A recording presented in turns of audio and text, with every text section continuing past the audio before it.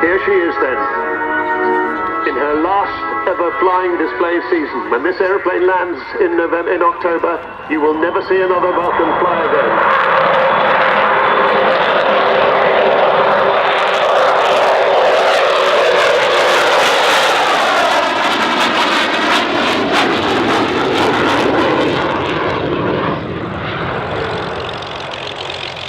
Starting at about 160 knots, 184 miles an hour, accelerating up to 300 knots.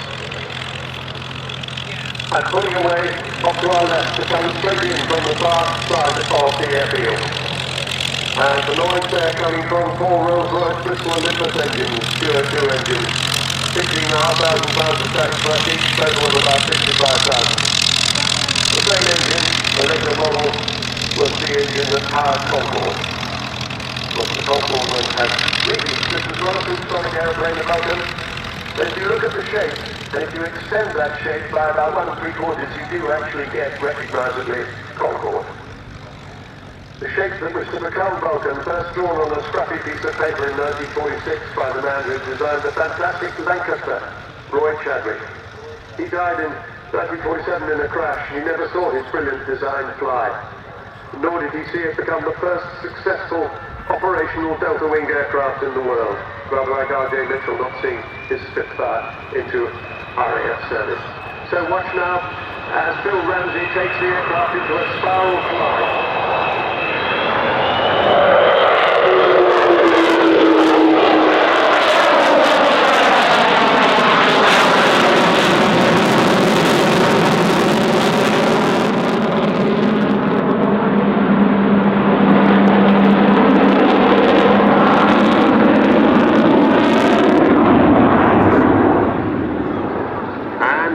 The famous Vulcan HOWL.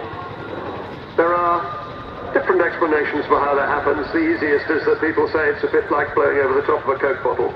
You've got 2 engines on each side with a single intake, and under certain conditions you get that wonderful whistling sound. She's getting her wheels down now. She's not going to land here. The runway's not long enough, but we will see her fly by with her wheels down. So you get to see the 18 wheels of the aircraft, 16 in the main undercarriage and 2 of the nose wheel. So the RAF got its first Vulcan in 1956. It had been designed with the Valiant and the Victor to carry the British nuclear deterrent during the Cold War. Last year it was 25 years since the fall of the Berlin Wall and the collapse of the European communist regimes, which eventually ended the Cold War. And this aeroplane is the 65th flyer this time.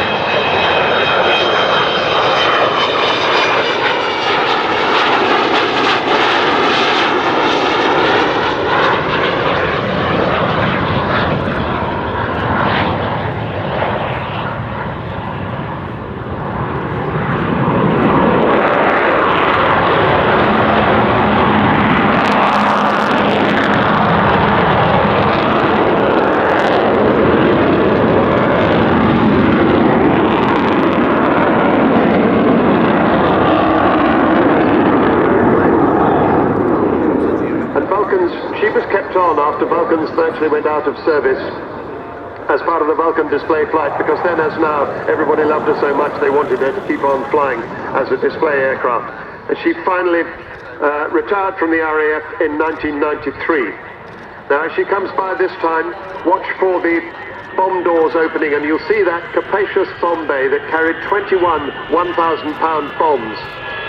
So Jonathan Lazari, the AEO, is opening the bomb bay as she goes by. And that, of course, is the heart of the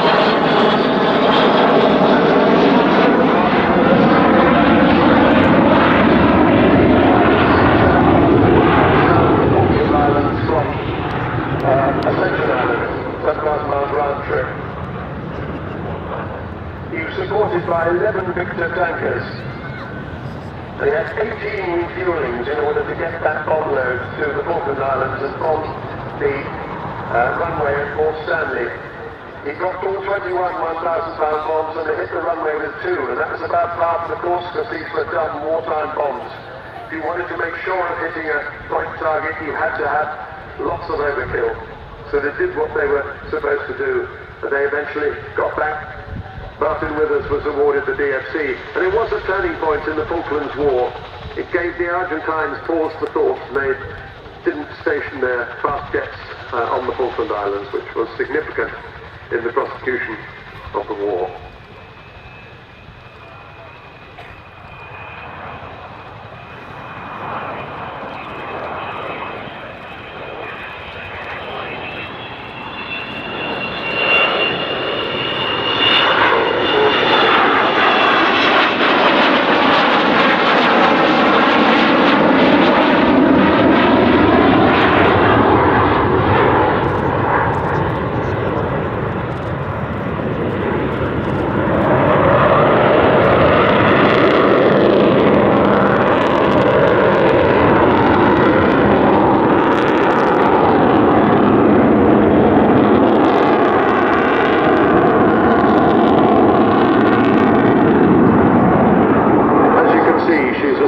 As a fighter.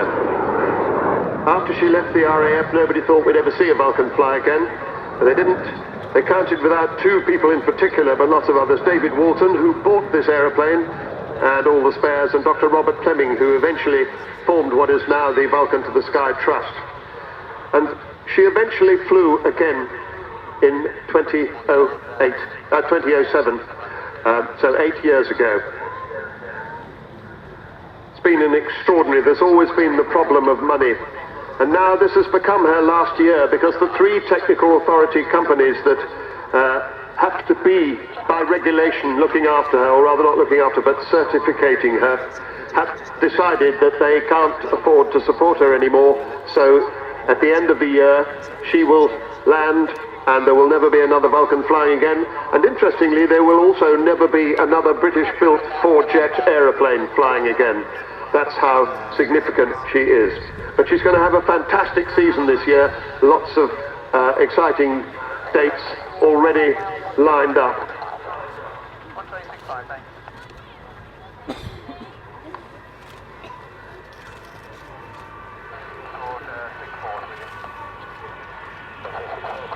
See, she can whisper by when she's not making lots of noise.